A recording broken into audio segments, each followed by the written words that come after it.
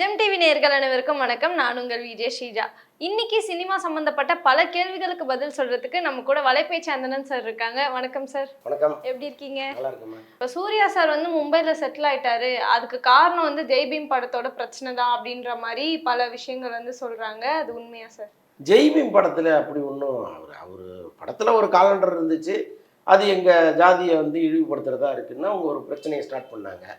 அதை எடுத்த ஞானவேலே நல்லா நிம்மதியாக சுற்றிட்டு இருக்காரு. எதுக்கு சூர்யாவுக்கு? ஸோ அதனால் அது ஒன்றும் பிரச்சனை இல்லை, அது ஒரு காரணம்லாம் கிடையாது.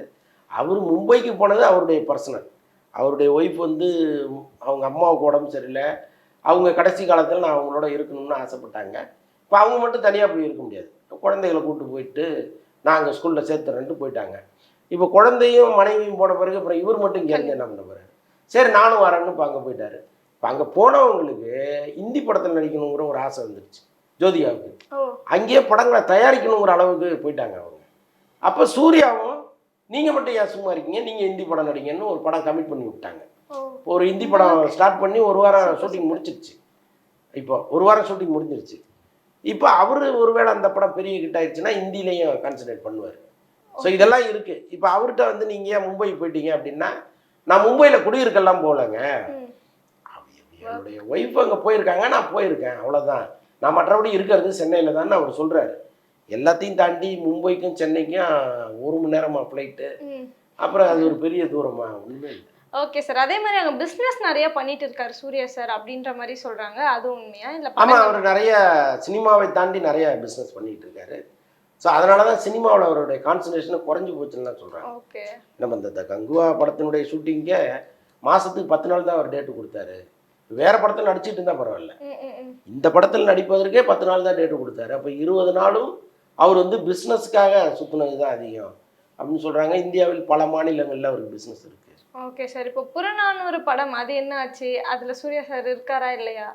புறநானூரில் ஆல்மோஸ்ட் அவர் இல்லை. கிட்டத்தட்ட அந்த படம் வைண்ட புண்ணு வச்சுங்களேன். ஏன்னா அதில் சுதா கோங்கரா பயங்கர அப்செட்டு. அவங்க கதையை கிட்டத்தட்ட 2 வருஷமாக உட்காந்து இந்த கதையை ரெடி பண்ணியிருக்காங்க. இதற்கான உழைப்புங்கிறது அவங்களுக்கு ரொம்ப பெரிய உழைப்பு. சிதம்பரத்துக்கு போய் அண்ணாமலை யூனிவர்சிட்டி போய் அங்கே படித்த மாணவன், அவனுடைய ஊர், அவனுடைய லைஃப்பில் நடந்த சம்பவங்கள் இதெல்லாம் எடுத்து ஒரு அழகான ஒரு ஸ்க்ரீன் பிளேவாக ரெடி பண்ணி, ஒரு பக்கம் சூரரை போட்டு ஹிந்தி ஷூட்டிங்கில் இருந்தால் கூட அதை முடிச்சுட்டு வேக வேகமாக இந்த ஸ்கிரிப்ட் ஒர்க்கில் தான் உட்காருவாங்களாம். ஸோ அந்த அளவுக்கு இந்த படத்துக்காக ஒரு 2 வருஷம் தியாகம் பண்ணியிருக்காங்க. இப்போ இந்த ஸ்கிரிப்டை கொண்டு சூர்யாட்ட கொடுக்கும்போது இது வேண்டாங்க வேற ஒன்று சொல்லுங்கும் போது அவங்களுக்கு கோபம் வருது. ஸோ அங்கே ஆரம்பித்தது தான் இந்த பிரச்சனை. இவர் ஏன் வேண்டான்னு சொன்னாருங்கிறது இதுதான், அவர் ஹிந்தி படத்தில் நடிக்கிறது தான். ஒருவேளை அவர் ஹிந்தி படத்தில் நடிக்கலைன்னா இந்த ஸ்கிரிப்டில் பண்ணியிருப்பதற்கு நிறைய வாய்ப்புகள் இருக்குது. ஸோ இது மாதிரி நிறைய காரணங்கள் சொல்லிகிட்டே இருக்காங்க. Okay sir. இப்போ 2D என்டர்டைன்மெண்ட்ஸில் ஆனால் அந்த கவர் பிக்கில் புறநானூரோட கவர் பிக் தான் இருக்கு. அதனால இன்னும் கொஞ்சம் குழப்பத்தில் இருக்காது.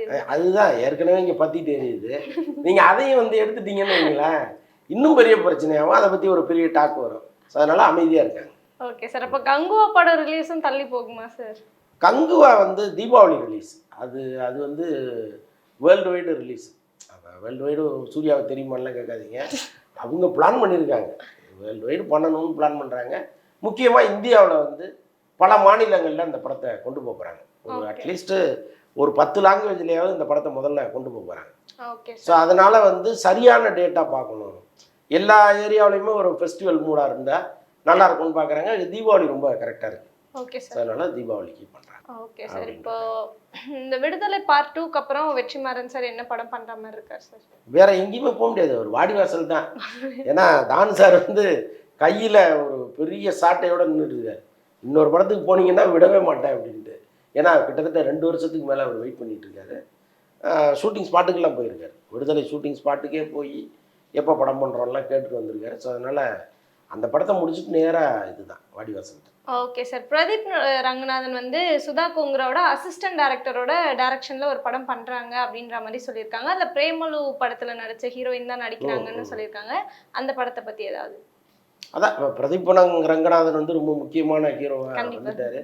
அது உங்களை மாதிரி பசங்களுக்கு அவர் பயங்கரமான எல்லாரையும் பிடிச்சிட்டாரு. அதான் சொல்கிறேன். ஸோ அப்படி இருக்கும்பொழுது அவர் ஒரு படத்தையும் ரொம்ப கவனமாக பண்ணிட்டு இருக்காரு. அதுவும் கதை விஷயத்தில் ரொம்ப மேம்போக்கால்லாம் கதை கேட்டு வரல, ரொம்ப ஃபில்டர் பண்ணி தான் பண்ணுறாரு.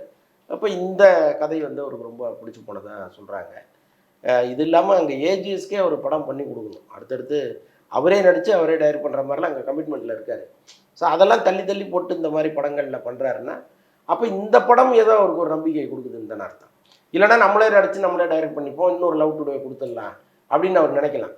அப்போ அதுக்கு ஈக்குவலான ஒரு கதையை மற்றவங்க சொல்லியிருக்காங்கன்னு தான் நம்ம நினைக்கணும். கண்டிப்பாக ஸோ அதனால் கரெக்டாக. Okay sir. இப்போ கங்குவாக்கு அப்புறமா சூர்யா சார் வந்து சூர்யா 44 என்னவா இருக்கும் அப்படின்ட்டு ஏதாவது கெஸ் பண்ணி வச்சிருக்கீங்க? கங்குவாக்கு பிறகு தான் அந்த கார்த்திக் சுப்ராஜ் படம் பண்ணிட்டு இருக்காரு. ஓகே, அதுதானே. எந்த பேர் வச்சுட்டாங்களா? இல்லை, அந்த படத்துக்கு இன்னும் பேர் வைக்கல. ஷூட்டிங் அந்தமான்ல நடக்க போகுது. ஃபுல்லாக ஒரு 40 நாள் அங்கே தான் எடுக்கிறாங்க. அது ஒரு கேங்ஸ்டர் கதைங்கிறாங்க. ஓகே, அப்போ அது வந்து கரெக்டாக போயிடுறாரா சார் சூர்யா சார்? கரெக்ட். அதெல்லாம் ஐயா அவர் படத்துக்கு கரெக்டாக போயிடுவாருங்க. ஆரம்பிக்கிறதுல சிக்கல், அதுக்கு அவர் என்ன பண்ணுவார்? ஸ்டார்டிங் ட்ரபிள் மட்டும். ஸ்டார்டிங் ட்ரபிள் ஆரம்பிச்சுட்டா போயிடுவார். Okay sir, okay sir. நிறைய விஷயம் வந்துட்டு ரொம்ப புதுசாக வந்து சொன்னீங்க. ரொம்ப நன்றி சார். நன்றி.